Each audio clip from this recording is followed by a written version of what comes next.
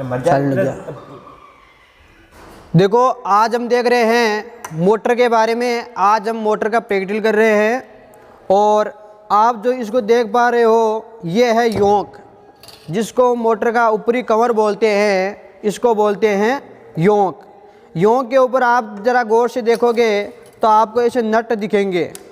ये जो नट होते हैं ये क्या काम करते हैं भाई, ये जो अंदर पोल शू आपको दिख रहे हैं जो किसके बने हुए होते हैं, कास्ट आयरन के बने हुए होते हैं।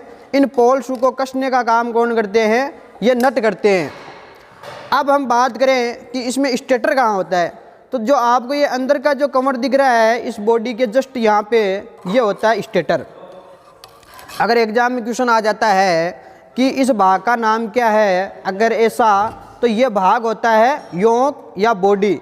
और अगर ऐसे पूछ लें कि जो हमारे स्टेटर है, स्टेटर कहाँ होता है, तो स्टेटर जो ये अंदर का पार्ट है ये क्या है, स्टेटर। और स्टेटर के अंदर होते हैं पोल शू। देखो इस हमारी मोटर के अंदर दो पोल शू है, एक नीचे की ओर है और एक क्या है, ऊपर की ओर है। तो देखो पोल शू के ऊपर क्या होती है, वाइंडिंग होती है। ये पोल शू होते हैं, ये पोल शू कसे हुए होते हैं इन दो नटों द्वारा, नट या बोल्ट द्वारा। डायरेक्ट क्वेश्चन पूछ लिया जाता है कि पोल शू कसे हुए होते हैं, तो वो स्टेटर पर कसे हुए होते हैं और नट और बोल्ट द्वारा कसे हुए होते हैं। अब देखो जरा पास में आके देखना इसको, पास में आप अंदर देखोगे इसके तो आपको देखो एक और दो ये क्या दिख रहे हैं, ये है पोल शू। और जो आपको देखो ये दिख रहा है ना कपड़े का, इसके अंदर क्या की हुई है, वाइंडिंग की हुई है। इसको क्या बोलते हैं, फील्ड वाइंडिंग। क्या बोलते हैं इसको, फील्ड वाइंडिंग बोलते हैं। जो पोल के ऊपर वाइंडिंग की जाती है इसको हम बोलते हैं फील्ड वाइंडिंग। और ये इसके निकाले हुए हैं क्या है, कनेक्शन निकाले हुए हैं। और पोल शू कहाँ कसे होते हैं बेटा, स्टेटर पर कसे हुए होते हैं। और ये क्या है, फील्ड वाइंडिंग। देखो फील्ड वाइंडिंग का जो काम होता है उसका काम होता है फ्लक्स पैदा करना। फील्ड वाइंडिंग का क्या काम होता है, फ्लक्स पैदा करना। चुंबकीय जो क्षेत्र होता है, जो चुंबक होती है वो चुंबक किससे बनती है, इस फील्ड वाइंडिंग से बनती है। जैसे ही हम इसके अंदर विद्युत धारा देते हैं तो इसके अंदर चुंबकीय क्षेत्र उत्पन्न होता है। और जो चुंबकीय जब क्षेत्र उत्पन्न होता है तो ये पोल्स द्वारा क्या बन जाती है, एक चुंबक बन जाती है, चुंबकीय फ्लक्स बन जाता है ना। फिर हम बात करते हैं इसकी, तो देखो इसको बोलते हैं रोटर। इसको क्या बोलेंगे हम, रोटर बोलेंगे। जो इसके अंदर घूर्णन करने का काम करता है। क्या करने का काम करता है भाई, घूर्णन। ये बेरिंग लगा हुआ है इसके, और जो ये आगे का भाग है इसको बोलते हैं शाफ्ट, और इसको क्या बोलते हैं, रोटर। अब देखो रोटर के ऊपर आप जब देखोगे तो इसके ऐसी देखो धारियाँ कटी हुई मिलेगी आपको तिरछी। देखो रोटर थोड़ा पुराना है इसलिए आपको धारियाँ देखो दिख रही होगी। देखो ये देखो सफ़ेद सफ़ेद कलर में देखो ये धारियाँ कटी हुई है ना। ये धारियाँ कैसे कटी हुई है बेटा, ये तिरछी कटी हुई होती है। और देखो यहाँ देखो ये क्लच प्लेट होती है जिसकी हम बाद में बात करेंगे, यहाँ लगी हुई होती है। आपकी जो चक्की की मोटर होती है सेम देखो ऐसा ही उसके अंदर रोटर होता है और ऐसी ही क्लच प्लेट होती है। ये धारियाँ क्यों काटी जाती है, तो देखो जब चुंबकीय क्षेत्र बनता है तो वो किस प्रवृत्ति का बनता है, वो गतिशील बनता है। तो देखो इसके अंदर होता क्या है कि जैसे चुंबकीय क्षेत्र बनेगा तो देखो ये रोटर है और इसके अंदर जब चुंबकीय क्षेत्र बन रहा है, जब ऐसे टकराएगा तो देखो इसमें एक खांचे कटे हुए हैं, तो जाकर कैसे टकराएगा, डायरेक्ट इन खांचों से टकराएगा। तो जैसे जैसे इन खांचों से ये टकराएगा तो ये रोटर क्या करने लग जाएगा, घूर्णन करने लग जाएगा। क्या करने लग जाएगा भाई, घूर्णन। इसीलिए ये देखो खांचे कटे हुए होते हैं। अब एक होता है जीएनए, एक होता है एमएनए। तो इसको जीएनए और जो एमएनए होता है, जब देखो जब नो लोड होता है तब जीएनए और एमएनए एक ही रेखा में बने हुए होते हैं। और जैसे ही लोड की स्थिति होती है एमएनए 6 डिग्री से लेकर 60 डिग्री तक क्या होते हैं, आगे की ओर खिसक जाते हैं। तब क्या करने लग जाती है, हमारा रोटर घूर्णन करने लग जाता है। तो जीएनए और एमएनए का एक बहुत ही महत्वपूर्ण रोल है जिसके बारे में हमने आपको पहले बता दिया है। अगर आपने नहीं देखा है तो डिस्क्रिप्शन में जाके लिंक पर क्लिक करके देख सकते हो। अब देखो हम बात करते हैं इस रोटर की। तो जो ये रोटर है ये किसका बना हुआ होता है, किसका बना हुआ होता है भाई, रोटर कास्ट आयरन का बना हुआ होता है, नहीं होता है। तो ये क्या बना हुआ होता है, ये पत्तियों से बना हुआ होता है। अलग अलग जो पत्तियां होती है उनको रोटेट करके बनाया जाता है। ऐसा नहीं कि एक लोहे का सीधा पाइप लिया और बन गया, ऐसा नहीं होता है भाई। किसका बना हुआ होता है, ये अलग अलग रोटेट करके पत्तियों का बना होता है। और जो पत्तियां होती है वो पत्तियां अलग अलग होती है। जैसे कि हमारा जो ट्रांसफॉर्मर होता है ना, तो वो पत्तियों से बना हुआ होता है, उसी तरह ये भी अलग अलग पत्तियों से बना हुआ होता है। और सभी पत्तियां होती है लेमिनेशन की हुई, है ना, कुचालक पदार्थ द्वारा उसको लेमिनेशन किया जाता है। अब देखो क्यों बनाया जाता है, ताकि भंवर जारा जो हानि होती है उसको क्या किया जाए, कम किया जा सके। इसके अंदर जो चुंबक का अवशिष्ट रहता है वो चुंबकीय का अवशिष्ट ना रह पाए। अब देखो ये हमारी क्या है, कलश प्लेट है। क्या है भाई, ये कलश प्लेट है। अब देखो एक होता है हमारे पास आर्मेचर। ये कंफ्यूज चलता रहता है कि आर्मेचर क्या होता है और रोटर क्या होता है। जिस पे वाइंडिंग नहीं की हुई होती है वो क्या होता है, रोटर। और जिस पे वाइंडिंग की हुई होती है वो क्या होता है, आर्मेचर। तो देखो इसमें से आर्मेचर निकालेंगे तो देखो ये क्या है, आर्मेचर। ये क्या होता है भाई, आर्मेचर होता है। देखो इससे पास में आप देखोगे तो इस पे आपको वाइंडिंग की हुई मिलेगी। ये जो वाइंडिंग है ये इस आर्मेचर पे की जाती है। किस पे, आर्मेचर पे। जिस पे वाइंडिंग की हुई है ये आर्मेचर है, और जिस पे वाइंडिंग नहीं की हुई है ये क्या है, रोटर है।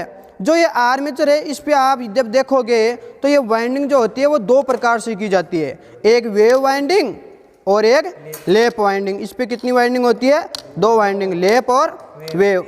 आप थोड़ा आगे देखोगे तो ये क्या लगा हुआ है, देखो ये लगा हुआ है कम्यूटेटर या दिक् परिवर्तक। देखो इसमें धारा कौन सी बनती है, इसमें धारा हमेशा एसी बनती है। कौन सी बनती है भाई, एसी।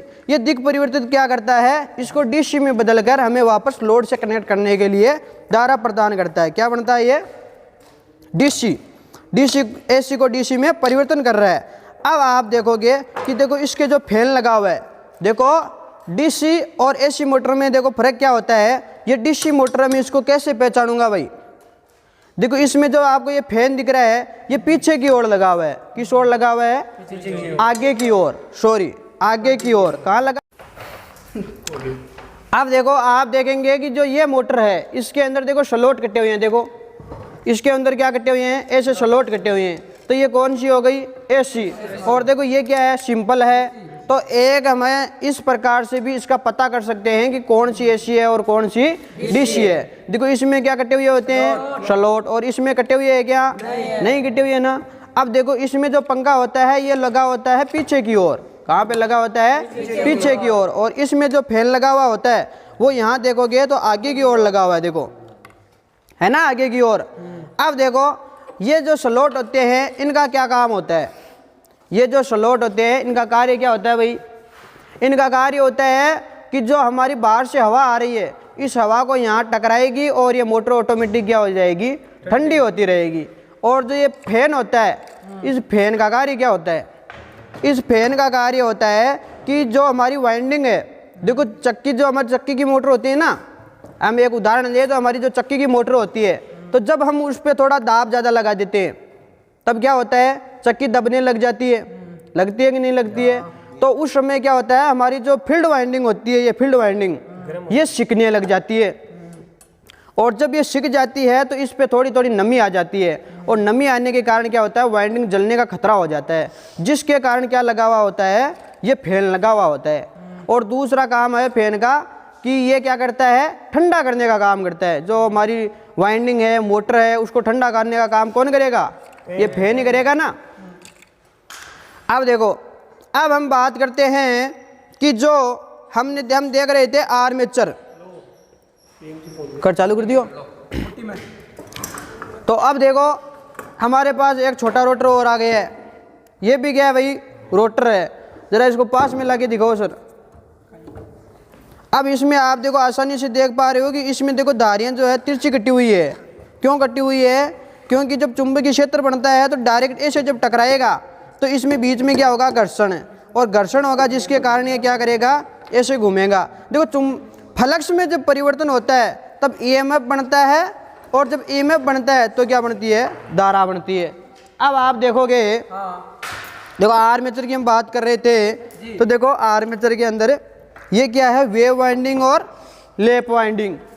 और यहाँ पर क्या लगा हुआ होता है भाई, देखो यहाँ पे ये क्या लगा है, कम्यूटेटर या दिक् परिवर्तक, कम्यूटेटर या दिक् परिवर्तक लगा हुआ है।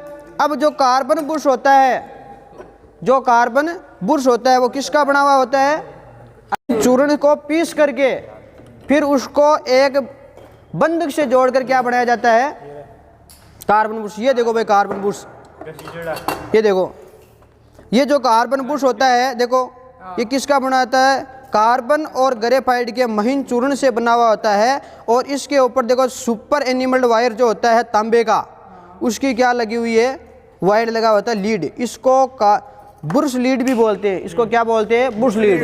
अरे बात कर बड़ा एयरफोन आवे ने, उस प्रकार से इसको बुश लीड भी बोलते हैं। और ये टिका हुआ कहाँ रहता है, देखो ये इस कम्यूटेटर पर टिका हुआ रहता है, इस प्रकार। देखो आप पास में से देखो थोड़ा, ये इस प्रकार टिका रहता है। और देखो दो ये सेगमेंट दिख रहे हैं आपको, देखो 1 और 2, इन 2 के हिसाब से इस बुश को बनाया जाता है, जो एक साथ टिकता है। और धारा जो होती है जंप करके इससे आती है और यहाँ से लोड से कनेक्ट हो जाती है। यह धारा जब देते हैं तब के लिए ये यूज लिया जाता है। अब आप इसमें देखो गौर से जब देखोगे तो देखो आपको दिख रहा होगा, देखो यहाँ पे अलग अलग खांचे छोड़ के क्या किए हुए हैं, कनेक्शन किए हुए हैं। तो इन खांचों के बीच में क्या भरा हुआ होता है भाई, इनके बीच में भरी हुई होती है अब्रक। अब्रक इसलिए भरी हुई होती है कि वो आसानी से क्या नहीं करने देती, धारा को प्रवाहित नहीं होने देती, एक कुचालक का काम करती है। और इस पे चाहे कितना ही ताप बढ़ा दो, अब्रक जो होती है वो चालक की तरह व्यवहार नहीं करेंगी। देखो अचालक है या सेमीकंडक्टर है, उसका एक नियम होता है, जब ताप बढ़ाते हैं तो क्या होता है, चालक की तरह काम करते हैं। और जब ताप घटाते हैं तो किसकी तरह काम करता है, अचालक की तरह। लेकिन जो अब्रक है वो किसकी तरह काम करेगी, अगर तापमान बढ़ाएंगे तो भी वो एक कुचालक की तरह ही क्या करेगी, काम करेगी। देखो एक चालक तार है या एक चालक है, उसको जब हम ऊष्मा देंगे, उसको गर्म करेंगे, तो वो किसकी तरह काम करेगा,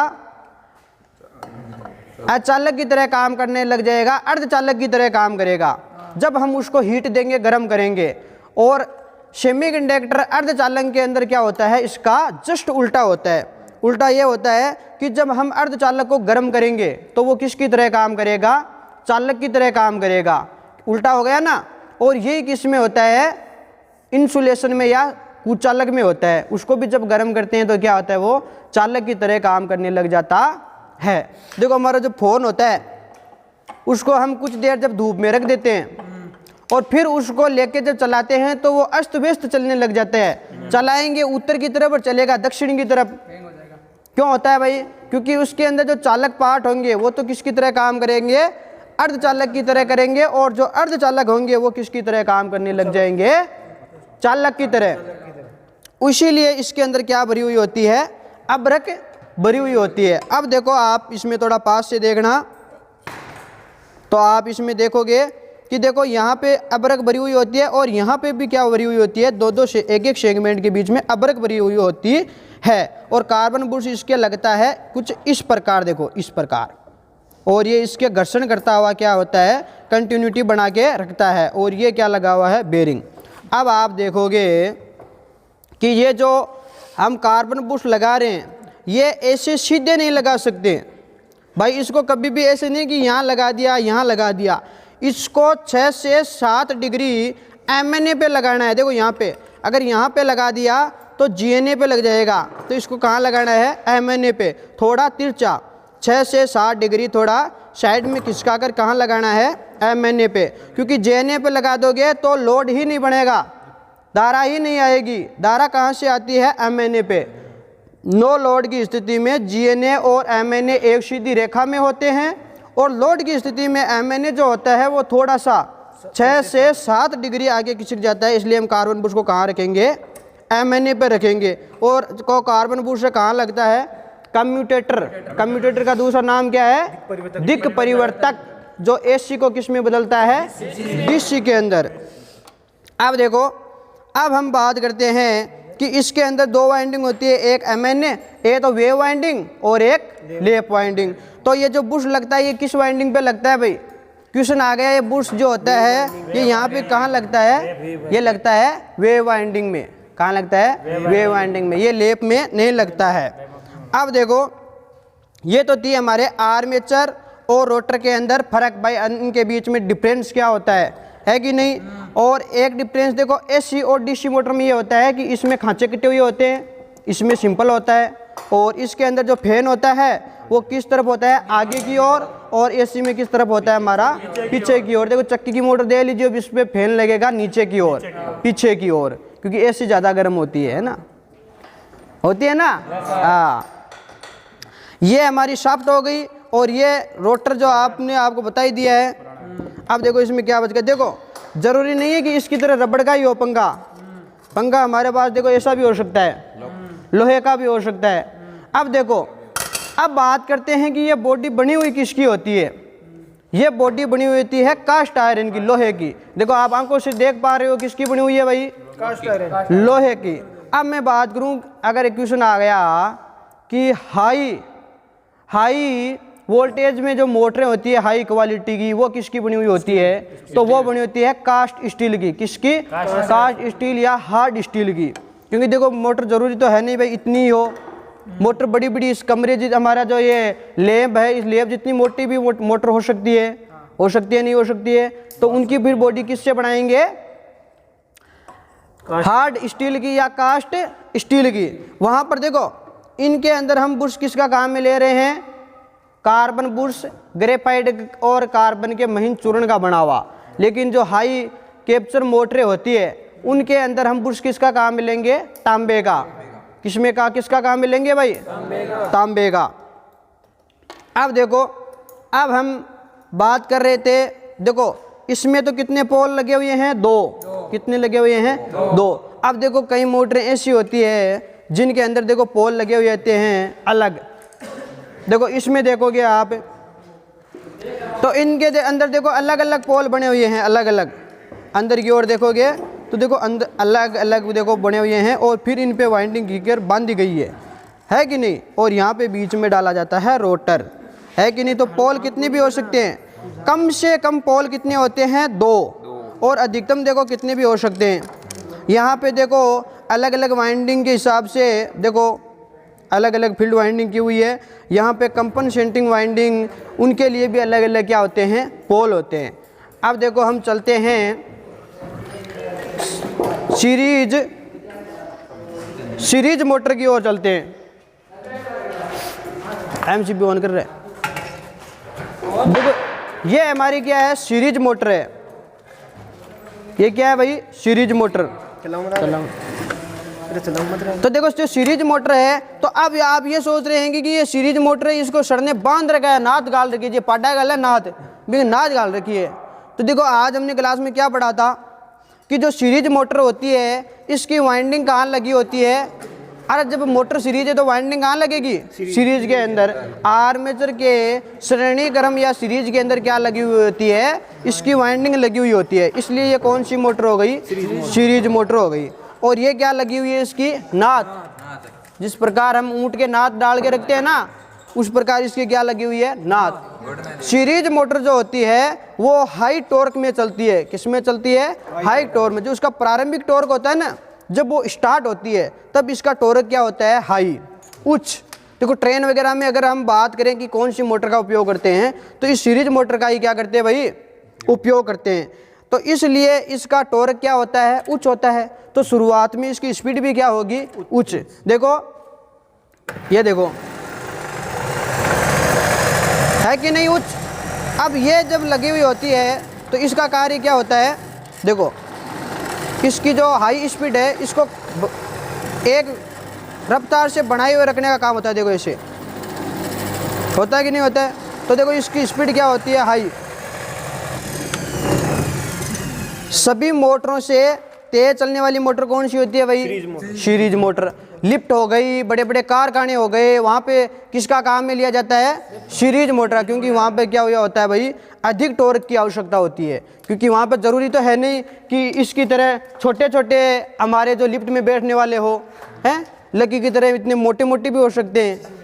अरे नहीं हो सकते हैं क्या, हो सकते हैं भाई। एक व्यक्ति है जो बेचारा 50 किलो का है।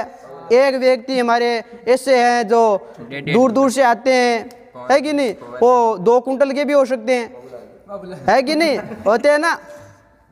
अब देखो आपको आगे बात करें तो देखो ये क्यों लगाया हुआ है।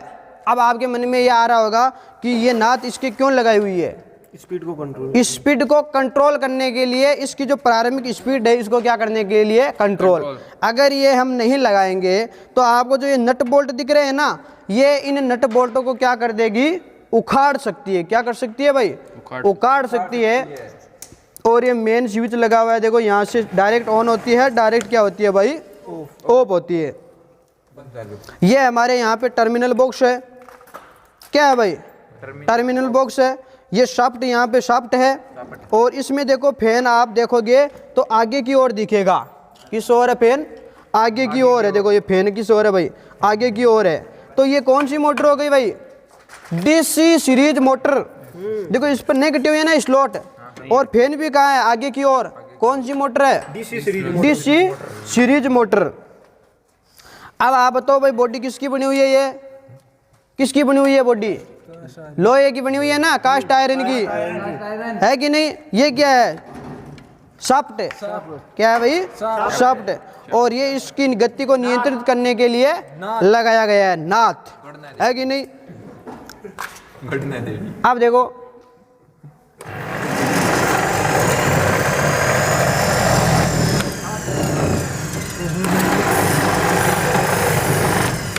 है कि नहीं।